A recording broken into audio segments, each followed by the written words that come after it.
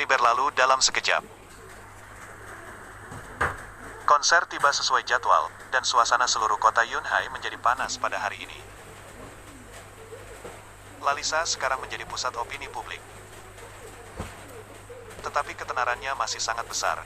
Penggemar yang tak terhitung jumlahnya yang mencintainya datang dari seluruh dunia untuk melihat suara dan senyum cantik sang dewi di konser tersebut. Tentu saja, jumlah penggemar di Museum Pameran Pusat Seni Budaya yang berseberangan juga cukup besar, tetapi dibandingkan dengan Lalisa, itu masih tidak terbandingkan. Dan di ruang istirahat di Museum Pameran Pusat Seni Budaya, Iniesta dan bawahannya sedang minum teh di sana. Tuan Chu, tampaknya penggemar di sebelah sana lebih banyak daripada kita sini. Bawahan itu berkata dengan gelisah. Apa yang kamu takutkan? Pertunjukan yang sebenarnya masih belum dimulai. Mari kita tunggu saja. Iniesta tidak panik sama sekali, berpenampilan sangat percaya diri. Seiring berjalannya waktu, penggemar dari kedua sisi memasuki gedung pertunjukan. Di Museum Pameran Pusat Seni Budaya, setelah sekelompok penari seksi menari bersama, suasananya ditarik hingga ekstrim. Setelah itu, Miki yang mengenakan gaun sederhana dan polos muncul di atas panggung, dan dipenuhi dengan tepuk tangan meriah serta sorak-sorai pecah. Sejak debutnya, Miki terus mengikuti jejak Lalisa,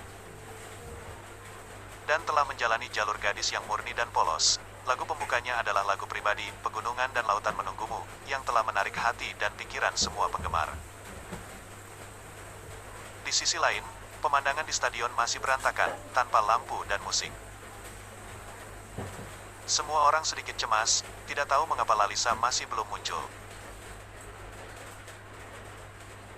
Harus tahu, kesediaan Lalisa untuk menggelar konser kali ini sama dengan memberikan obat penenang bagi semua orang yang mencintainya di seluruh dunia. Mereka datang jauh-jauh.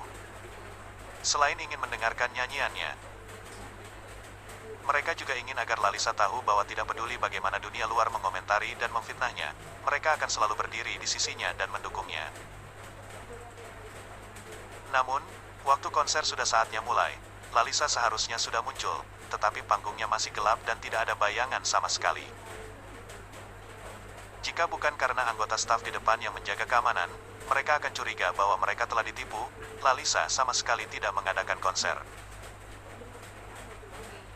Tepat pada saat penonton merasa gelisah, tiba-tiba sebuah lampu sorot muncul dan mendarat di tengah panggung tanpa peringatan.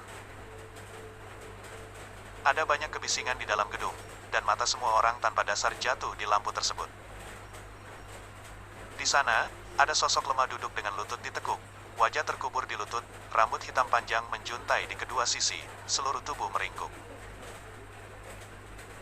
Meski hanya sekilas, tetapi semua penonton masih mengenali bahwa orang ini adalah Lalisa. Tepat ketika mereka penasaran tentang mengapa Lalisa memulai seperti ini, sebuah tangan hitam tiba-tiba terulur dalam kegelapan dan menarik rambut Lalisa. Lalisa berteriak kesakitan, tapi dia tidak berani bergerak, dan para penonton juga ikut merasakan sakit yang tajam di hatinya. Mata mereka tidak bermasalah, mereka bisa melihat bahwa tangan yang menarik rambut Lalisa itu cukup kuat, dan Lalisa hampir jatuh. Pertunjukan macam apa ini? Bahkan jika hanya pertunjukan juga harus memperhatikan kekuatan. Penonton tidak bisa membantu tetapi berkata dengan cemas.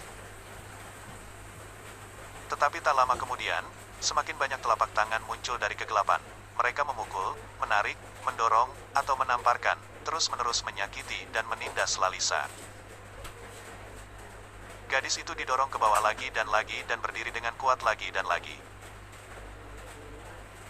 Karena kesakitan, matanya telah berlinang air mata, tetapi pantang menyerah dan keras kepala di wajah cantik itu sangat membara di hati setiap penonton.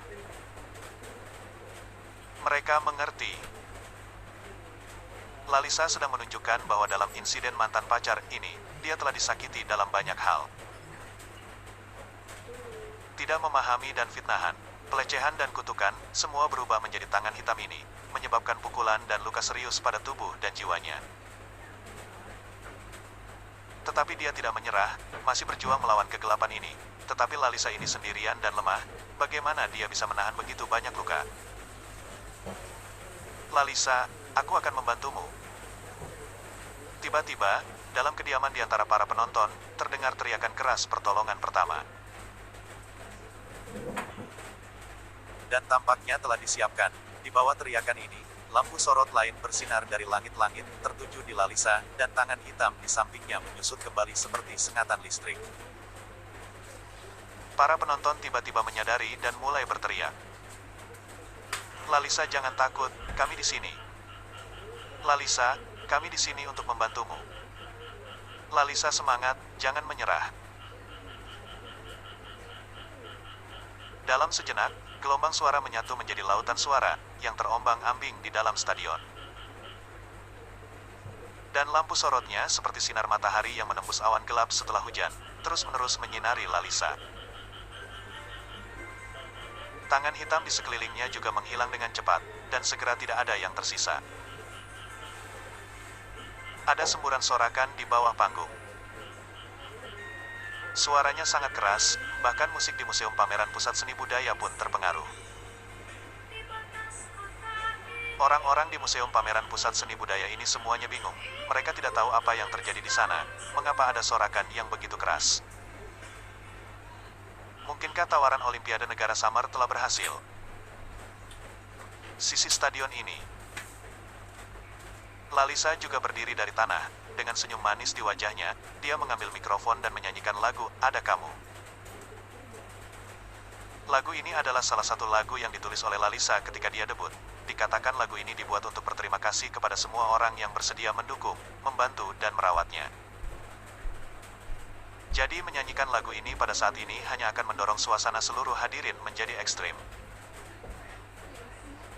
Dibandingkan dengan konser di sebelah, gadis penari seksi dibutuhkan untuk memeriahkan suasana, tetapi Lalisa hanya menyanyikan sebuah lagu pendek, langsung membawa suasana ke puncak. Kualitas konser kedua belah pihak sangat tidak terbandingkan. Di ruang istirahat Museum Seni dan Budaya, Iniesta baru saja menonton siaran langsung konser Lalisa. Dia sangat marah sehingga dia menghancurkan iPad di tangannya menjadi beberapa bagian. Dengan melaksanakan rencana B, aku tidak percaya aku akan dikalahkan olehnya, kata Iniesta dengan dingin. Orang-orang di sebelahnya menerima perintah dan meninggalkan ruangan istirahat dengan tergesa-gesa. Saat ini, Miki di atas panggung setelah menyanyikan lagu yang menghangatkan, tiba-tiba terdengar perintah di earphone.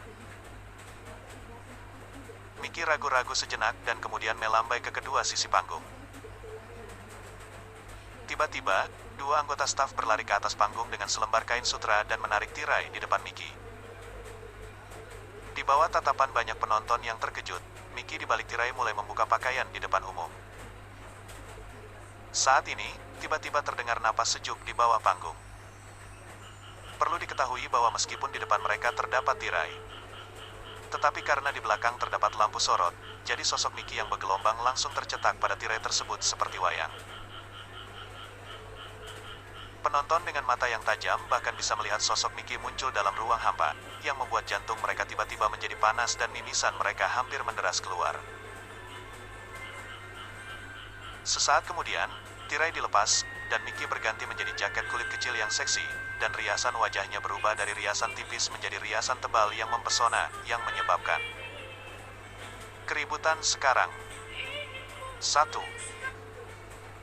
Meskipun mereka tahu betul, Miki tidak mungkin selamanya menjadi bayangan Lalisa, jadi tidak akan ada kesempatan untuk melampaui Lalisa pendahulunya itu. Perubahan Miki adalah masalah yang cepat atau lambat akan terjadi, dan mereka sudah menyiapkan ini dari awal. Tapi mereka sama sekali tidak menyangka kalau perubahan Miki ternyata dilakukan pada saat ini. Apalagi, perubahan ini merupakan perubahan yang sangat besar seperti ini. Melihat pesona indah yang ada di diri wanita itu, penonton di bawah panggung sampai tercengang, bahkan sampai lupa bernapas. Pada akhirnya, di bawah beberapa teriakan, terdengar sorakan dan tepuk tangan yang lainnya. Dengan dimulainya dentangan musik yang berbunyi, tatapan mata Miki pun berubah menjadi lebih centil dan tajam. Tubuhnya mulai menggeliat menari dengan gemulai mengikuti iringan musik, memancarkan pesona, kecantikan dan keindahan yang tak terbatas. Ini adalah perubahan percobaan gaya menari Miki yang pertama kali. Apalagi, Perubahan ini langsung dilakukan di atas panggung konser pertunjukannya. Taruhan perubahan ini sangat besar sekali, tapi hasil akhirnya untungnya masih bisa diterima. Kebanyakan penonton masih bisa menerima gaya menari semacam ini, tapi juga ada beberapa dari penonton menatap dengan tidak senang pertunjukan ini.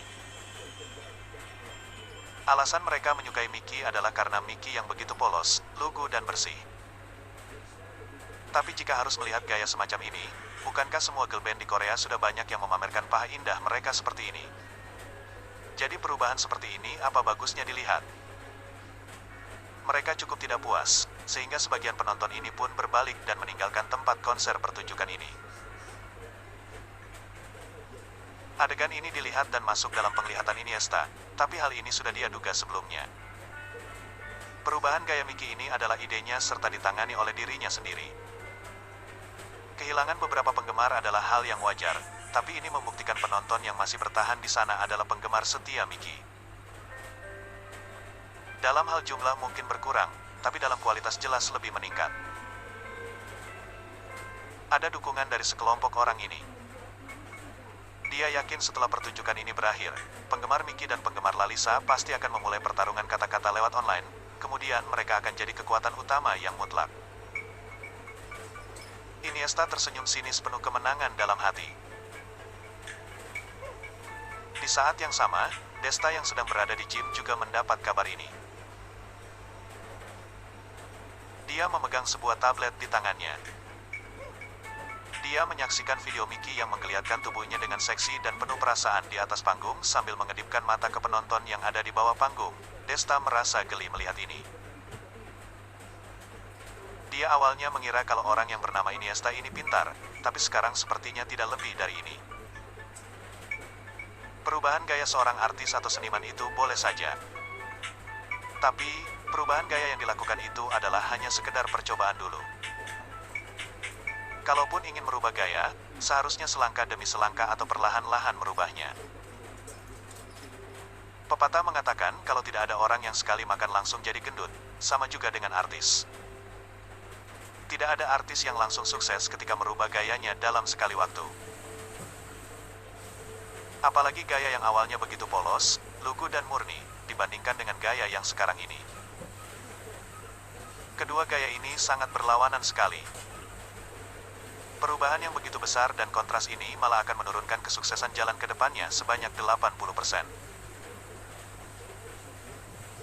Tuan muda kedua, Nona Vania sudah datang.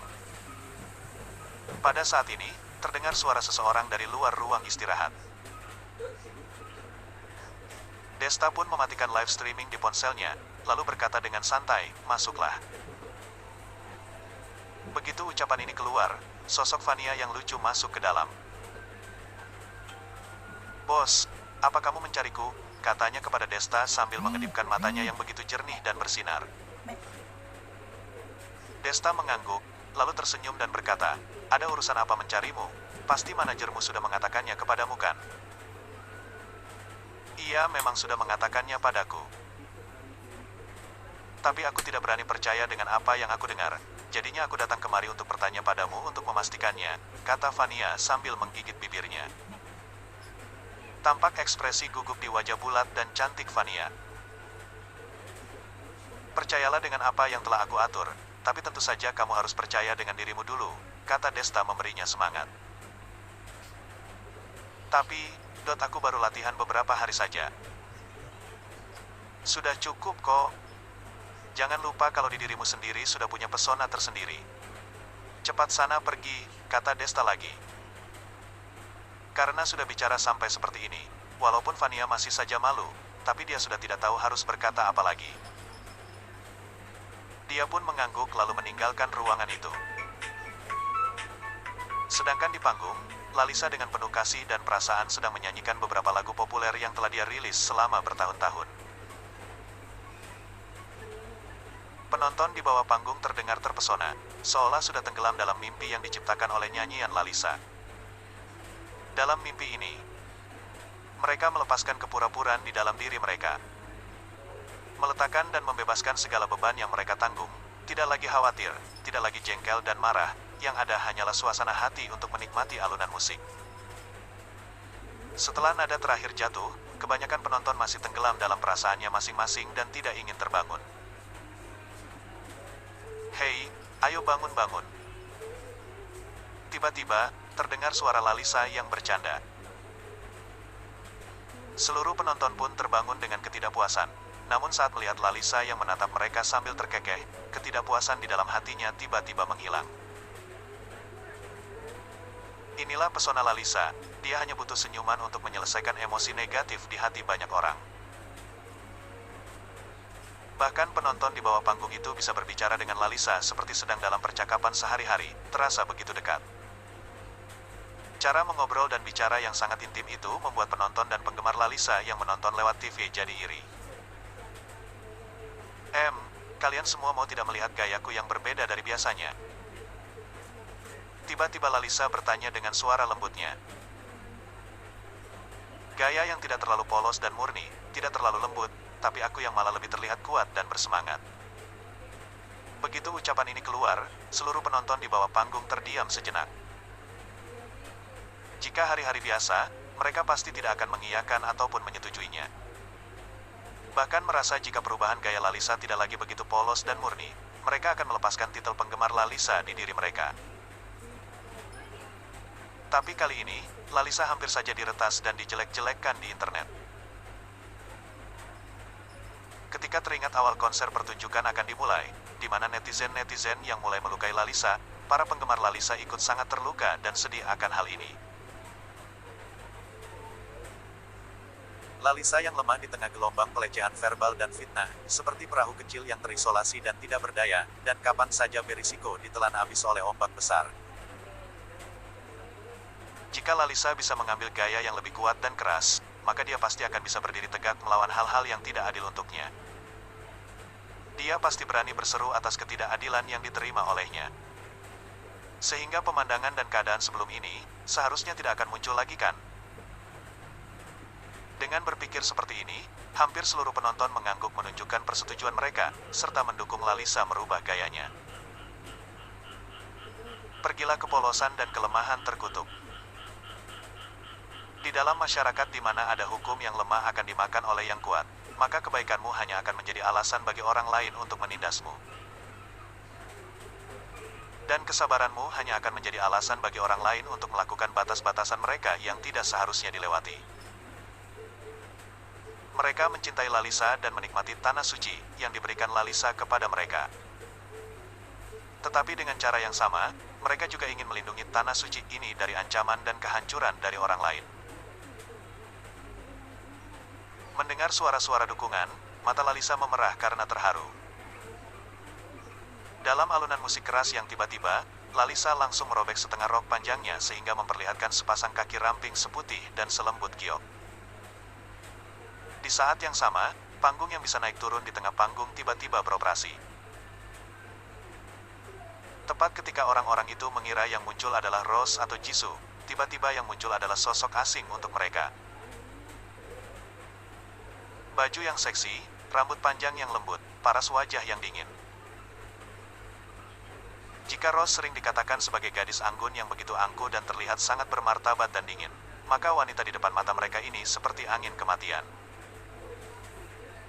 Kecantikannya seperti sebuah kecantikan yang tidak mudah didekati seseorang, membuat napas yang melihatnya jadi terasa berat bahkan rasanya sesak napas. Tapi juga seperti racun yang membuat ketagihan hingga tidak bisa menahan diri. Orang ini jelas adalah Vania. Di depan mata mereka saat ini, Vania mengenakan gaun hitam panjang yang memancarkan aura dingin dan glamor yang seolah tidak memperbolehkan siapapun mendekatinya. Meski Lalisa telah mengubah gayanya, tapi gaun putihnya tetap memberikan kehangatan dan semangat bagi orang-orang. Dua wanita cantik di atas panggung yang memiliki gaya berbeda, saling berdiri berhadapan. Sebuah istilah tiba-tiba muncul di benak semua penonton. Malaikat dan iblis. 2. Tidak tahu jelas, bukankah kamu beberapa hari terakhir ini tidur di perusahaan? Vero bilang kalau dia mau membantumu mencuci baju-baju kotormu di kamarmu, kata Citra sambil mengajak Desta ke naik ke atas. Kemudian, dia tidak sengaja membuka kotak kertas itu. Kotak kertas yang mana? Desta terkejut. Kotak yang isinya giok serta mantel emas, jawab Citra tak berdaya. Kemudian, tanya Desta mulai panik. Sejak membawa pulang kotak kertas itu, Desta